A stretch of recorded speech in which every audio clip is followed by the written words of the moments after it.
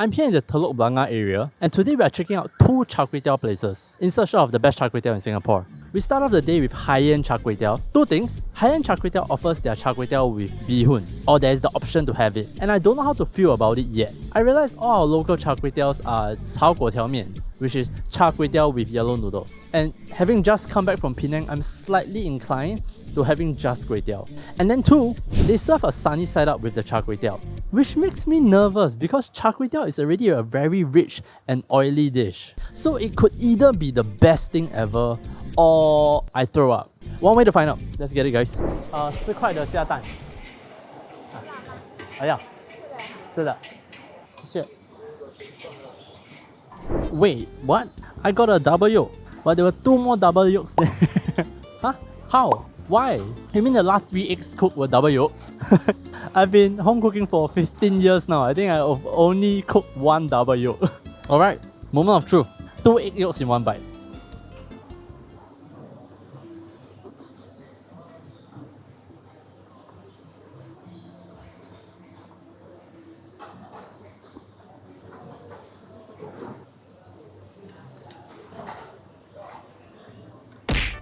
The egg yolk works so well. The way they season the noodles, they left space for the richness of the egg yolk to sit. And I don't know how they're doing it, it might be luck, but having 2 egg yolks definitely help. It's just like having 2 egg yolks when making carbonara. Even until the very end of the plate, in terms of oiliness or seasoning, I don't feel sick. Which, by the way, there were quite a lot of ingredients for $4. The Chinese sausage was thick cut, they had fish cake, and huge pieces of lard. Although I think I only got 2. Lots of lard used in the noodles, very apparent, and the noodles was fried well as well. Extremely decent plate of noodles. But now for the misses. Where they have their best hit is also where they have their worst miss. The egg is undercooked. The sunny side up is something that is annoyingly difficult to cook, especially as a business, because there is only a very small window in which the egg yolk is still runny, but the whites around the egg yolk are cooked. And those whites, the tight whites, cook slower than the loose whites. If you want to crack open an egg, you will see that there's 3 different consistencies. But the egg white is the one that I cannot stand.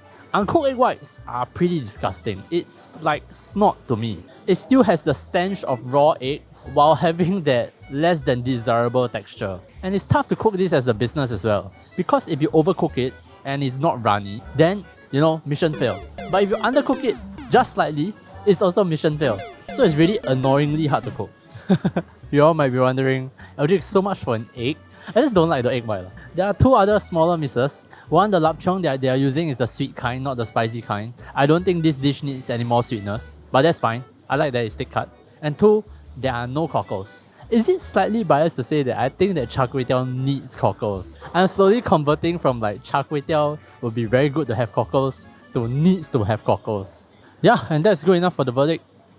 1 noodles I'll walk for the Char Kway Teow, 2 noodles I'll take a bus for the Char Kway Teow, and 3 noodles I'll go anywhere in Singapore for the Char Kway Teow. And high-end Char Kway Teow is 2 noodles.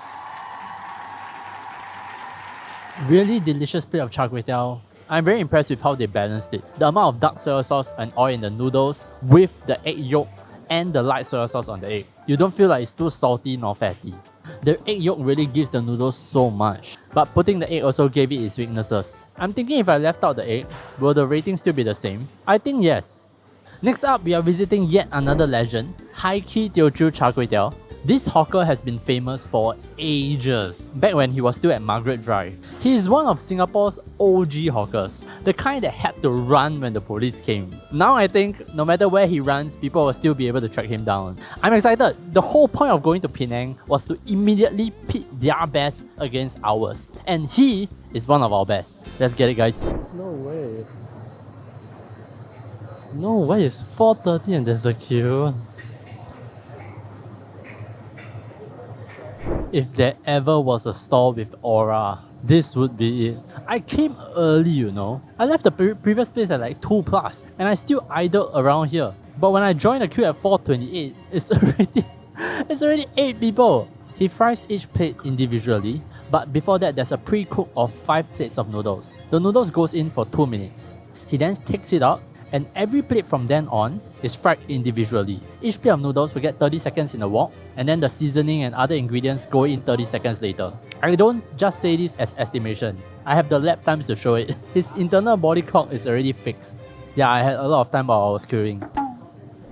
一盘吃的，一盘吃的，可以可以，谢谢，谢谢。1 hour later, I get to eat. A lot to say, but we eat first.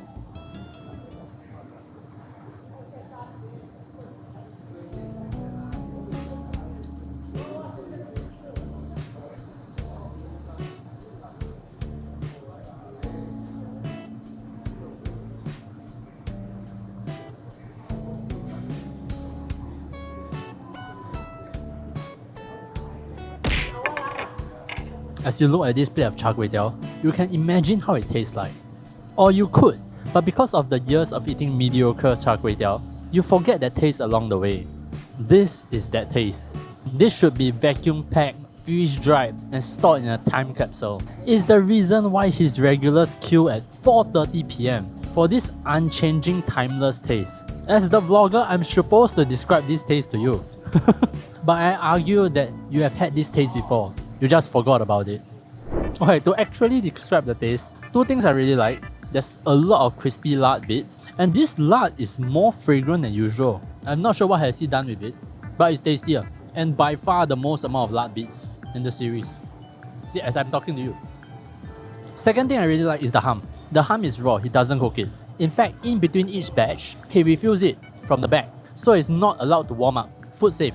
The pungency of raw ham is just can't be matched. And the use of dark soya sauce also. I'm glad I went to Penang because now I can confidently say, this don't lose. This taste, this Char Kway Teow taste, this sweet and savoury, slightly bitterish from the wok hei, slightly smelly from the cockles. You can't beat this, you can't beat this. Am I saying that Singapore Char Kway Teow is better? Not yet, but it's definitely not a pushover. Ooh, missus. There are no Chinese sausages, prawns, nor Chinese chives. This plate of noodles is just like his stall, as minimalist as it can possibly be. I'm pretty confident if I take away anything in his stall, he cannot function already. Everything that can be removed has been removed. His tabletop is clean, there's no piling of redundant ingredients. In fact, what you see are washing materials. His life might be much easier if he has an assistant just handling the money and the orders. But screw it, minimalist. But other than that, not a single miss. To critique this taste is to critique history itself. You have to go back to the inventor and ask him, why do you fry it like this? 1 noodle I'll walk for the Char Kway Teow, 2 noodles I'll take a bus for the Char Kway Teow, and 3 noodles I'll go anywhere in Singapore for the Char Kway Teow. And Kee Teochew Char Kway Teow is 3 noodles. There comes a point in the hawker's journey where you have mastered the dish, where you have been featured in every single media outlet imaginable, where there's nothing left to hone or improve anymore, where regulars are always willing to have your dish as long as you're willing to cook it. And I think he's there. I know I heaped on a lot of high praise and there's always the danger of overselling. So I will say this plate did not impress me that much as it did remind me. And whenever you get reminded of a flavor that you had a long time ago, right? At least to me, the feeling is very powerful. And yeah, that's all I have for you guys this time. I'll see you in the next video. Bye!